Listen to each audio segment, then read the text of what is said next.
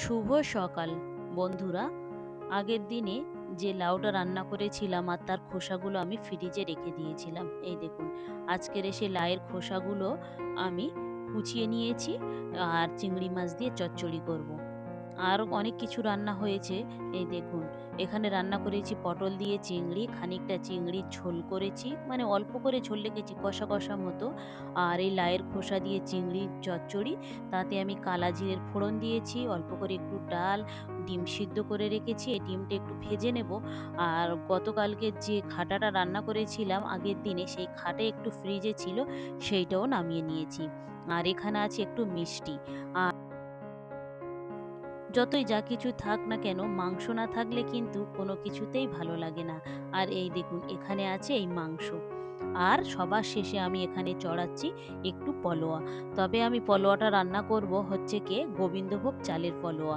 প্রথমেই আমি খানিকটা বাদাম আর কাজু আর কিশমিশ, খানিকটা আমি এটাকে আগে বের করে নিচ্ছি, নিয়ে এটাকে একটু ভালো করে ধুয়ে নেব। কিশমিশের গায়ে কিন্তু অনেকটাই নোংরা থাকে, তাই এগুলোকে প্রথমে একটু ধুয়েও নিয়েছি, নিয়ে আমি খুব সুন্দরভাবে এটাকে ভেজে নিচ্ছি।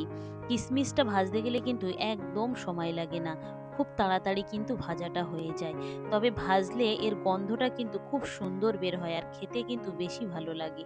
আর যদি রান্নার সময় ভাতে প্রথম থেকে দেয়া হয় না, তাহলে কিশমিশগুলো অতটা খেতে ভালো লাগে না, ফুলে যায় আর কেমন নরম ভাত ভাত মতো হয়ে যায়, একদম মজা লাগে না। এবারে ভেজে নিচ্ছি আমি একটু পেঁয়াজ। পেঁয়াজটা ভাজতে বসিয়ে দিয়েছি, এবারে আমি চালগুলোকে একটু ধুয়ে নেব। এখানে প্রায় আমি 1 কেজি চাল এনেছিলাম, তবে 100 গ্রামের মতো রেখে দিয়েছিলাম, দিয়ে পুরো 900 গ্রাম চাল এখানে আমি নিয়েছিলাম। যেহেতু গোবিন্দভোগের চাল তো, পলোয়া রান্না করলে বা ভাত রান্না করলে বেশ একটা বাড়ে না, কিন্তু পায়েস রান্না করলে আবার কিন্তু অনেকটা বেশি হয়ে যায়। আর এই চালটা আমি একদম আলতো আলতো হাতে এইভাবে 2 থেকে 3 বার খুব সুন্দরভাবে ধুয়ে নেব। বেশি আমি চেপে চেপে এটাকে ঘষবো না, তাহলে কিন্তু গোবিন্দভোগের চালের যে গন্ধটা থাকে সেই গন্ধটা বের হয়ে যায়। খুব সুন্দর করে ধুয়ে নিয়েছি। আর পেঁয়াজ ভাজাটাও প্রায় হয়ে এসেছে, তাই নামাবার আগে একটু চিনি দিয়ে দিচ্ছি। চিনি দিলে কি হয়, পেঁয়াজ ভাজাটা কিন্তু একদম মচমচে হয়। আর এই দেখুন, কথা বলতে বলতে কখন পলোয়া ভাতটাও আমার হয়ে গিয়েছে। সবার শেষে আমি উপর থেকে দিয়ে দিয়েছি একটু পেঁয়াজের ব্রেস্তা আর দিয়েছি একটু ঘি।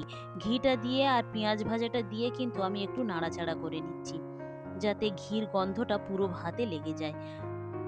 গোবিন্দভোগ চালের পলোয়া রান্না করতে গেলে কিন্তু একদম সময় লাগে না।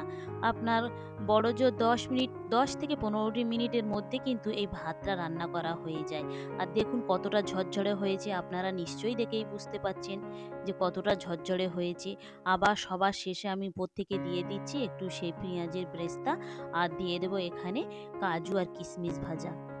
যদি এরকমভাবে আপনারাও বাড়িতে রান্না করেন না, দেখবেন কেউ কোনো কিছুই কোনো তরকারি নেবে না, শুধুমাত্র কিন্তু আপনার মাংস দিয়ে বা কোনো ভাজা দিয়ে কিন্তু এই ভাতটা আপনারা খেয়ে নিতে পারবেন। খুব সুন্দরভাবে সাজিয়ে নিয়েছি, নিয়ে এটাকে আবার আমি একটু ঢাকা দিয়ে রেখে দিচ্ছি। দিয়ে আবার একটু আমি ইন্ডাকশানটা চালু করে দিলাম, একদম অল্প ফ্লেমে দিয়ে, আরও একটু আমি গরম করে নিয়েছি। যাই হোক, সবাই তো এখনো এসে পৌঁছালো না, কিন্তু ছেলেটার তো খিদে পেয়ে গিয়েছে, তাই ছেলেকে আমি আগে খেতে দিচ্ছি। কতটা ঝরঝরে হয়েছে আপনারা নিশ্চয়ই দেখেই বুঝতে পাচ্ছেন। এর আগেও আমার অন্য ভিডিওতে কিন্তু গোবিন্দভোগের চালের পলোয়া কিভাবে রান্না করতে হয় সেগুলো কিন্তু আমি আপনাদেরকে দেখিয়ে দিয়েছি।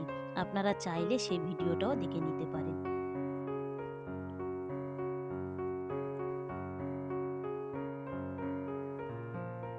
পরের দিন সকালবেলা বোনাই যে এসেছিলে, রাতে বোনাই এসেছিল, এবার মেয়েটাকে নিয়ে পরের দিন সকালে চলে যাচ্ছে, যেহেতু মিশন ছুটি পড়েছে গরমের, সেই জন্যে বাড়ি নিয়ে যাচ্ছে।